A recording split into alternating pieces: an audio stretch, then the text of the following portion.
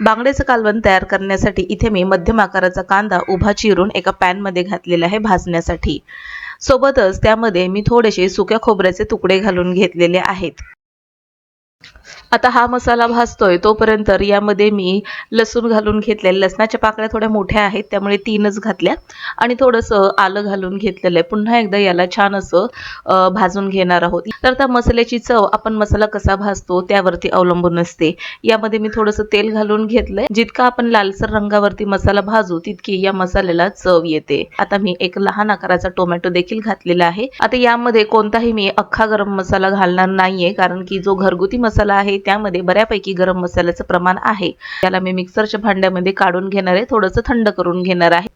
आता हा मसाला वाटत असताना यामध्ये मी जवळपास 1.5 चमचा जिरं घालून घेतलेले आहे। तर कोल्हापुरी भागामध्ये वाटणामध्ये जिऱ्याचा वापर बऱ्यापैकी केला जातो। एका भांड्यामध्ये मी थोडंसं तेल घालून घेते, जवळपास अंदाजे 2 पळ्या तेल घालून घेतलेले आहे आणि वाटून घेतलेला जो मसाला होता, वाटण होतं ते आपण यामध्ये घालून घ्यायचंय आणि छान असं परतून घ्यायचंय।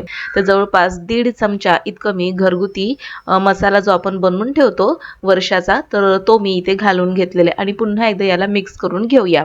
तेल सुटेपर्यंत हा मसाला व्यवस्थित आपल्याला परतून घ्यायचा आहे। तर आता हा मसाला छान असा परतून घेते। बऱ्याचदा असं सांगितलं जातं, म्हणजे आमच्या आजी वगैरे ज्या होत्या तर त्या अशा सांगायच्या की ज्या वेळेस सर्दी किंवा डोकं जाम झालेलं असतं, घसा खवखव करत असतो, त्यावेळेस माशाचं कालवण थोडासा रस्सा जो आहे तो प्यायचा गरमागरम, त्यामुळे जाम झालेले डोकं आणि सर्दीला थोडा का होईना आराम मिळतो। आता यामध्ये मी उन्हाळ्यामध्ये वाळवून ठेवलेल्या ज्या कैऱ्या होत्या मसाला लावून, तर त्या घालून घेतलेल्या आहेत। कैऱ्यांच्या ऐवजी तुम्ही इथे चिंचेचे थोडेसे तुकडे घालू शकता किंवा मग आमसूल घालू शकता।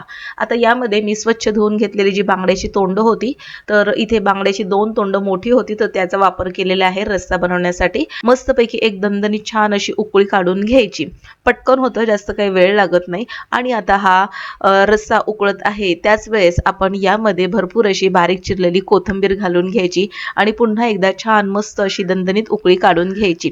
हे बांगड्याचं कालवण गरमागरम वाफळलेल्या भाताबरोबर अप्रतिम असं लागतं। सोबतच तुम्ही तांदळाची भाकरी, ज्वारीची किंवा बाजरीची भाकरी देखील खाऊ शकता। याबरोबर जर सोलकढी असेल ना तर मजाच वेगळी। तर गरमागरम बांगड्याचं कालवण तयार आहे। सजावट म्हणून थोडीशी यावरती मी कोथिंबीर घालून घेतलेली आहे। तर बांगड्याचं कालवण ही रेसिपी तुम्हाला कशी वाटली मला कमेंटमध्ये नक्कीच कळवा। रेसिपी आवडल्यास लाईक, शेअर आणि सबस्क्राईब करून बेल आयकॉन प्रेस करा। पुन्हा भेटूया नवीन एका इंटरेस्टिंग रेसिपी सहित। तोपर्यंत बाय बाय।